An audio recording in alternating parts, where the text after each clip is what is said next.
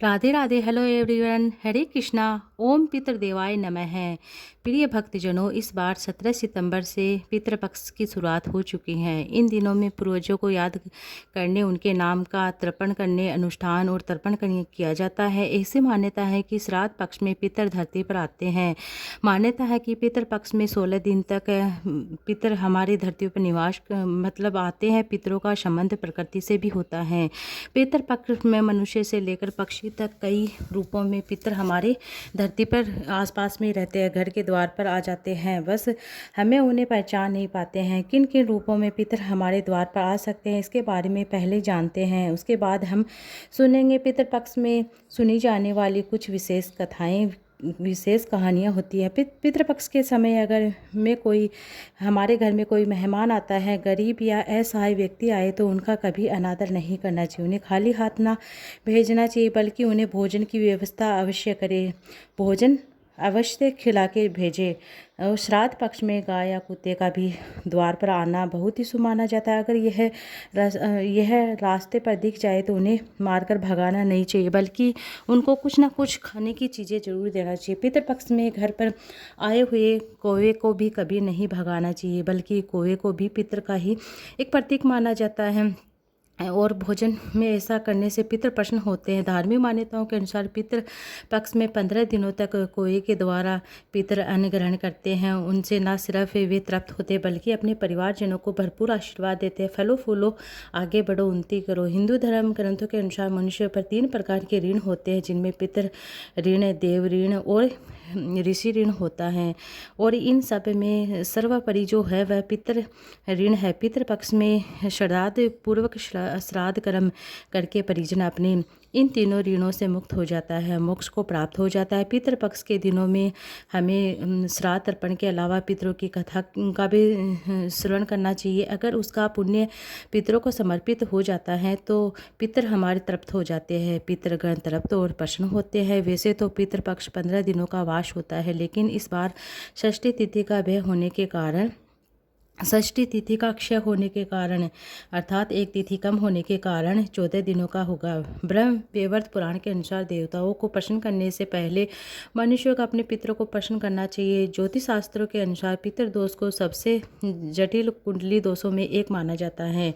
पितरों की आत्मा की शांति के लिए हर साल भाद्रपद माह के शुक्ल पक्ष की पूर्णिमा से अश्विन मास के कृष्ण पक्ष की अमावस्या तक पितृपक्ष आता है, जिसे हम पितृपक्ष कहते हैं। पितरों का तर्पण किया जाए, पिंड दान किया जाता है, पितरों के निमित्त कार्य किए जाते हैं, पितरों के नाम से दान पुण्य आदि कार्य भी किए जाते हैं। ऐसी मान्यता है कि इस दौरान कुछ समय के लिए यमराज जी पितरों को आज़ाद कर देते हैं, ताकि वे अपने परिवारजनों द्वारा किया गया श्राद्ध ग्रहण कर सके। श्राद्ध हमेशा मृत व्यक्तियों का किया जाता है, लेकिन सबसे ज़्यादा जरूरी जो होता है वह व्यक्ति जीवित रहते हैं। यदि उनकी सुख सुविधाओं का ध्यान रखा जाए, उनकी जिम्मेदारियों का ध्यान रखा जाए, उन्हें जीवित रहते हमें उन्हें पसंद रखते हैं, जो भी बूढ़े बुजुर्ग होते हैं, ऐसे में पितर सदैव हमारे से तृप्त हो जाते हैं। इसे ना तो पितर दोष लगता है, ना किसी प्रकार का कोई अशांति घर में बना रहता है। ऐसे में श्राद्ध करने की आवश्यकता भी नहीं पड़ती। अगर हम बड़े बुजुर्गों का पहले हम उनका मतलब ध्यान रखते हैं, केयर करते हैं, लेकिन हर व्यक्ति के लिए ऐसा करना संभव नहीं होता। इसलिए पितृपक्ष में इन दिनों में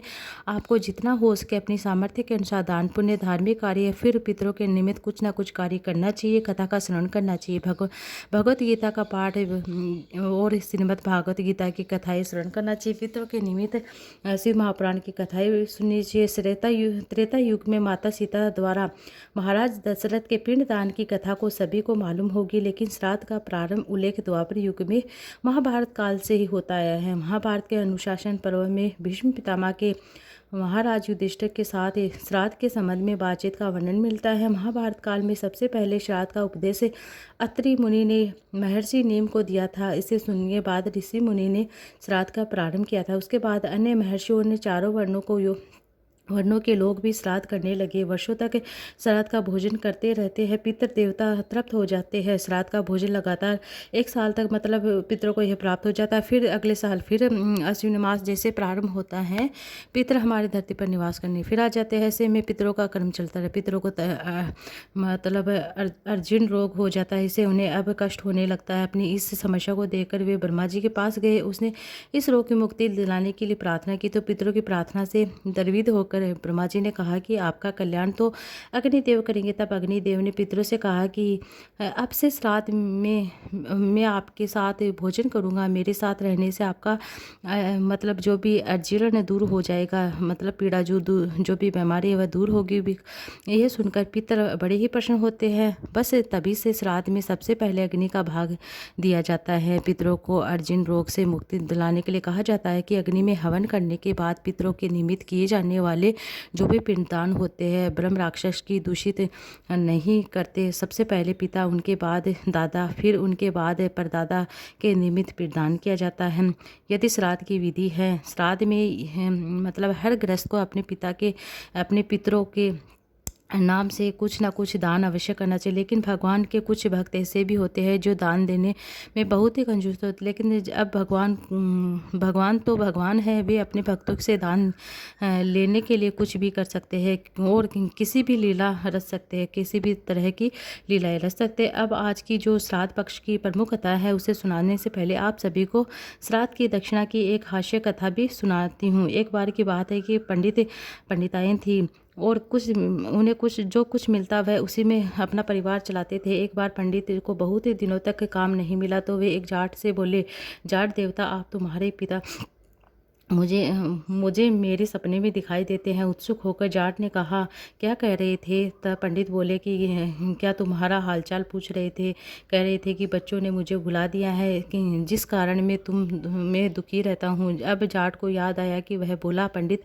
आप ठीक कह रहे हैं, मरने के बाद मैंने अपने पिता को श्राद्ध भी नहीं किया है, शायद इसलिए मेरे पिता दुखी है। पंडित ने देखा दाव सही जगह पर लगा है, तो कहने लगा कि कर लो पिता का श्राद्ध, इसमें देरी की भला क्या बात है। अगले दिन जाट ने पंडित को घर बुलाया। पंडित ने श्राद्ध की सामग्री ढेर सारी चीज़ें लिखवा दी। सोना चांदी, भांडे बर्तन से लेकर खाने पीने का सारा राशन का सामान लिखवा दिया। इसके अलावा पिता को जो भी चीज़ें पसंद थी वह भी सभी कुछ लिखा दिया। जाट ने सामने रख दी और धूमधाम से पिता के श्राद्ध की तैयारी हुई। जाटनी से कहकर उसने तरह तरह के पकवान बनाए थे। अब पंडित जी को मन ही मन में बड़े खुश थे, सोच रहे थे कि आज तो चकाचक माल उठाने को मिलेगा। साथ में इतना सारा सामान भी अपने सामने एक आसन बिछाकर पंडित ने जाट को बिठा दिया और बोले, चलो श्राद्ध शुरू करते हैं। तुम्हें इस बात का ध्यान रखना है कि जो मैं कहूँगा वही तुम्हें करना होगा, जैसा कि मैं कहूँगा वैसा ही तुम्हें करना होगा। जाट ने बात मान ली।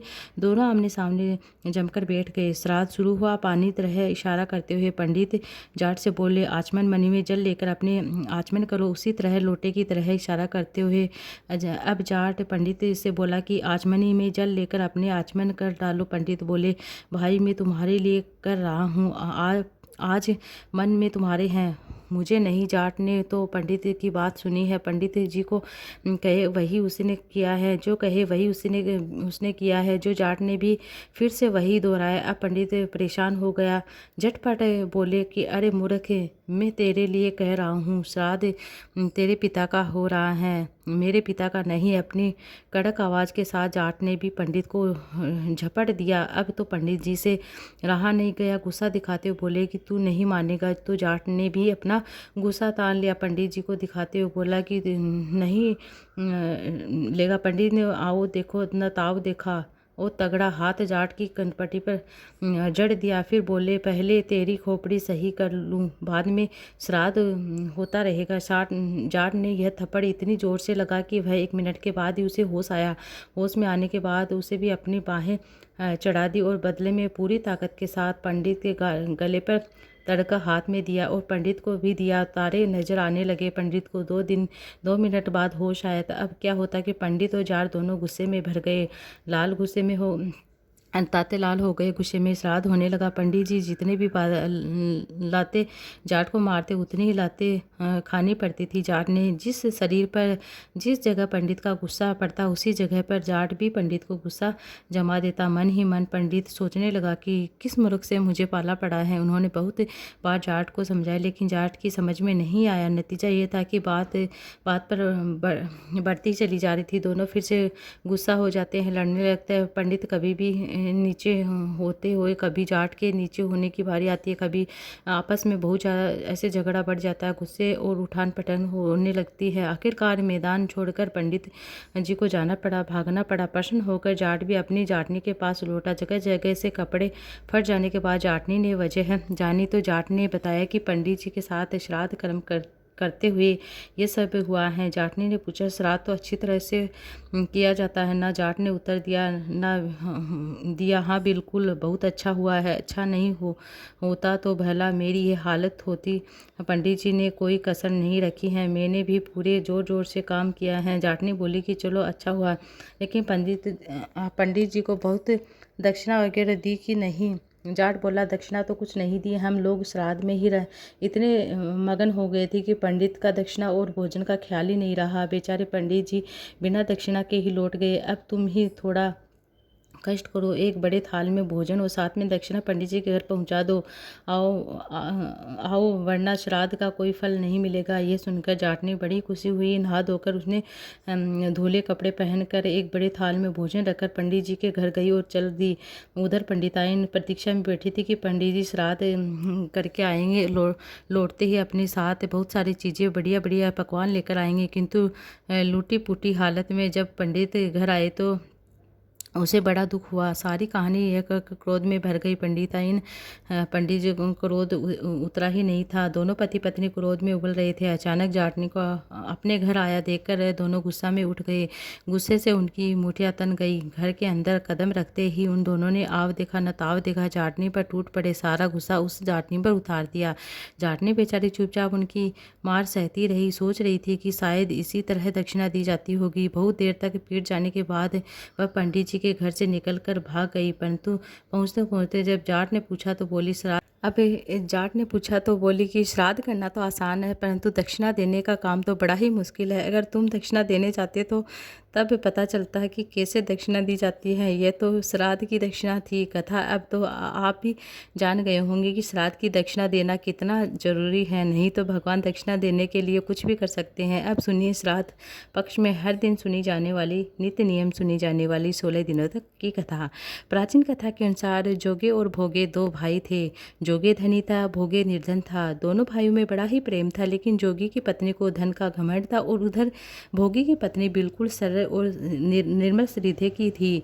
पितृपक्ष आने पर जोगी की पत्नी ने उसे पितरों का श्राद्ध करने के लिए कहा। जोगी ने इसे बेकार काम समझकर टाल दिया, लेकिन उसकी पत्नी को यह पता है कि अगर ऐसा नहीं किया जाए तो लोग बहुत बातें बनाएंगे। जोगी की पत्नी को घमंड तो था ही, साथ ही उसे मायके वालों को दावत पर बुलाने और अपनी अमीरी दिखाने का यह बिल्कुल सही समय दिख रहा था। आखिरकार वह अपने पति से बोली कि अगर आप मेरी परेशानी की वजह से ऐसा कर रहे हैं तो श्राद्ध मत करना।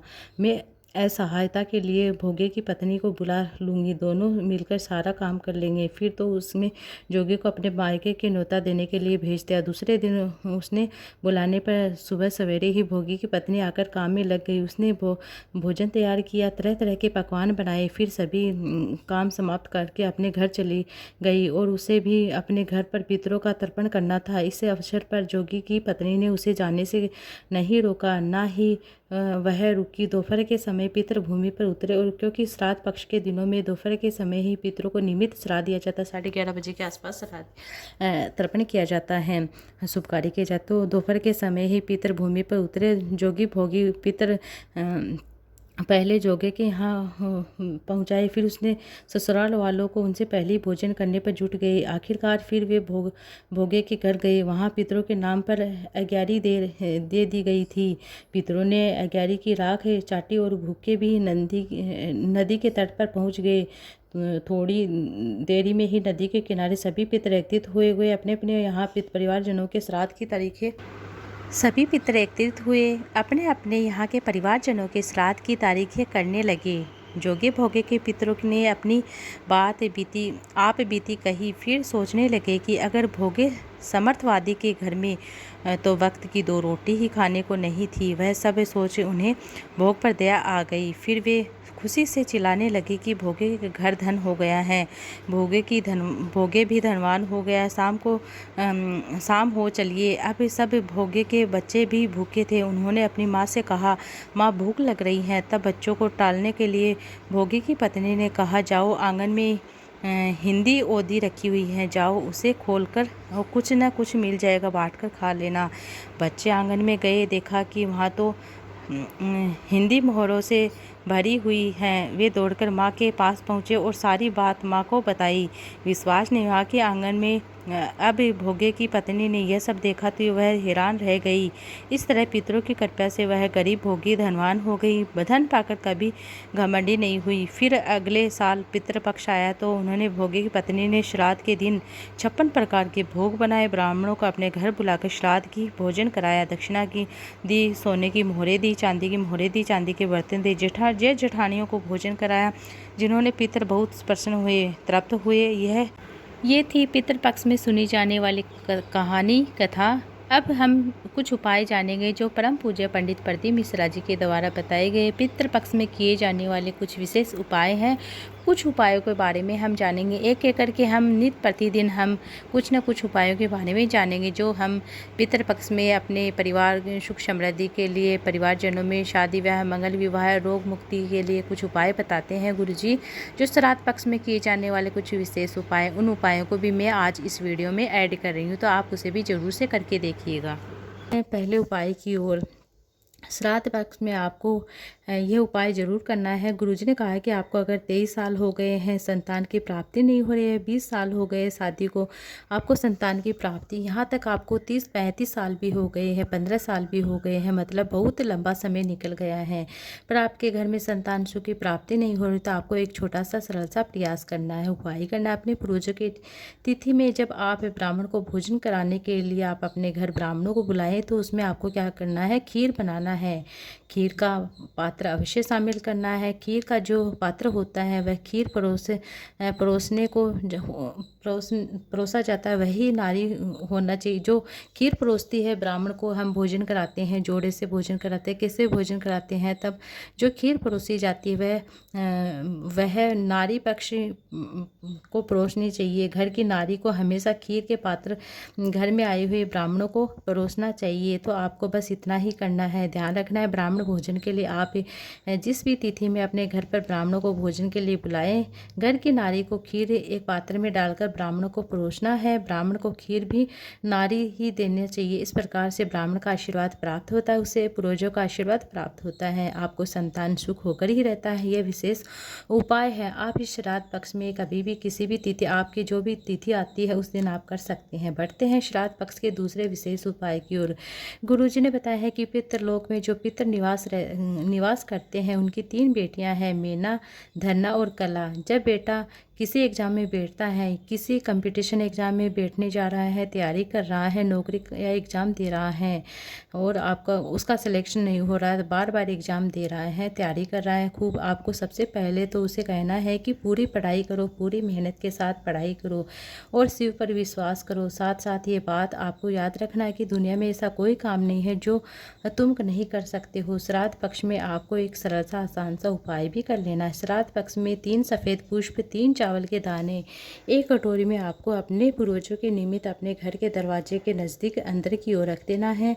पितरों की 3 बेटियां जैसे मीना, धन्ना और कला, तीनों का नाम लेते हुए जो बेटा या बेटी जिस एग्ज़ाम को देने वाला है उसका नाम स्मरण करते हुए, उस गोत्र बोलते हुए अगर वह स्वयं कर लेता है तो उसे नाम और गोत्र बोलने की आवश्यकता नहीं होती है। अगर आप वह नहीं कर पाता तो आप नाम और गोत्र बोलकर उसके निमित्त यह कार्य कर सकते हैं। आपको उनका नाम और गोत्र बोलना है, उससे लाभ जरूर मिलेगा। चावल के दाने और पुष्प को आपको नंदी को स्पर्श करा देना है, माता शोक सुंदरी के स्थान पर अर्पित कर देना है। मतलब आपको यह उपाय जब करेंगे तो आप अपने घर से ही यह घर में आपको मुख्य द्वार में रखना है। 3 चावल के दाने और 3 ही पुष्प रखने हैं। उसके बाद आपको उस कटोरी को सभी सामान उठाना है, मतलब 3 चावल के दाने और 3 सफ़ेद पुष्प, इन सभी चीज़ों का आपको भोलेनाथ के मंदिर में चले जाना है, जहाँ नंदी का स्थान होता है, वहाँ जहाँ नंदी बैठा रहता है, विराजमान होता है, नंदी को स्पर्श कराकर अपने पहले, उसके बाद माता अशोक सुंदरी के स्थान पर अर्पित करना। यह उपाय अपने घर की माताएं बहनें अपने बच्चे के लिए श्राद्ध पक्ष में कभी भी किसी भी दिन कर सकती है। जो भी आपके घर में श्राद्ध है उस दिन कर सकती है। चावल की कटोरी को सुबह आप 10 बजे से 12 बजे तक घर में रख सकते हैं, मतलब आप सुबह 10 बजे रखें और 12 बजे उठा लें, और उसके बाद आप मंदिर में जाकर अर्पित कर सकते हैं। इन उपायों से संबंधित कोई प्रश्न है, क्वेश्चन है, तो आप कमेंट बॉक्स के जरिए पूछ सकते हैं।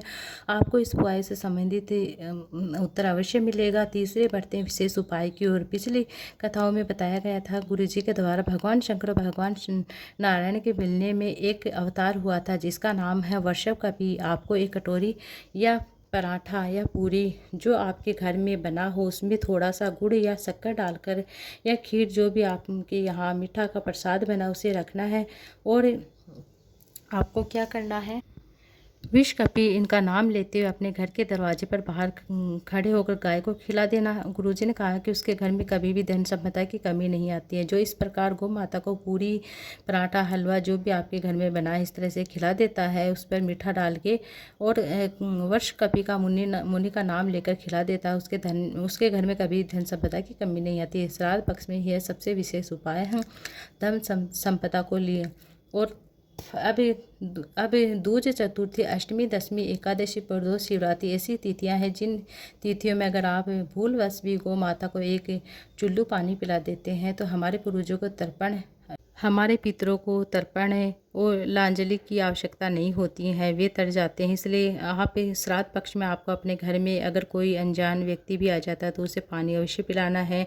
गौ माता आती हैं तो आपको गौ माता को भी पानी अवश्य पिलाना है। ऐसा आपको हमेशा प्रयास करना है। बढ़ते हैं चौथे विशेष उपाय की ओर। गुरुजी ने कहा है कि पितर पक्ष में 16 श्राद्ध, जिस घर में के अंदर धूप छोड़ने के बाद हाथ की अंजलि में जल लेकर छोड़ा जाता है, गाय को रोटी खिलाई जाती है, पर अगर जल नहीं दिया जाता है, कोई को रोटी दी जाती है पर जल नहीं दिया जाता, ब्राह्मण को भोजन कराया जाता है पर जल नहीं पूछा जाता है। माँ शनि का कार्य था कि ऐसा जिस घर में भी होता है, 71 पीढ़ियों के पितरों का भाग, पितरों का जो भोजन होता है महाशनि अपने पास रख लेते हैं। इसलिए किसी को भी आप भोजन कराओ तो उसे पानी अवश्य पिलाओ, प्रदान करो। घर में 1 रुपया कमाएंगे, आपको 100 जैसे 1.25 रुपया खर्च हो रहा है, घर में धन की दिक्कत आ रही है, घर में धन बरकत आप नहीं है, तो घर में लड़ाई झगड़े हो रहे हैं, घर में बच्चे बीमार हो रहे हैं, बड़े बीमार हो रहे हैं, कमरे के एक के बाद एक कोई ना कोई विपदा, परेशानियां, बीमारियां बढ़ रही हैं, तो आपको क्या करना है, ये महाशनि के प्रभाव के कारण होता है। क्योंकि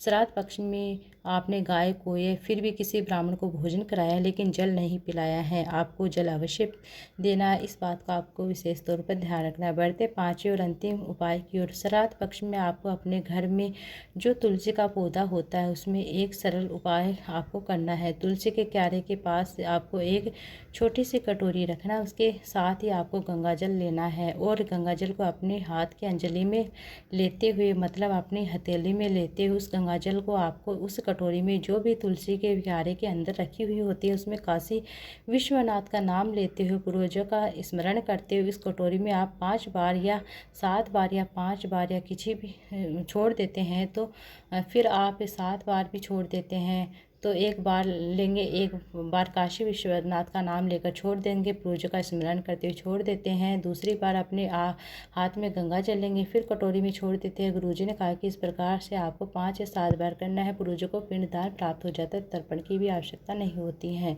पितरों को मोक्ष की प्राप्ति हो जाती है। इसके बाद आप उस कटोरी का जल उसी क्यारे में डाल दीजिए। अगर आपको यह पार्ट 1 उपयोगी लगा, अच्छा लगा है तो वीडियो को लाइक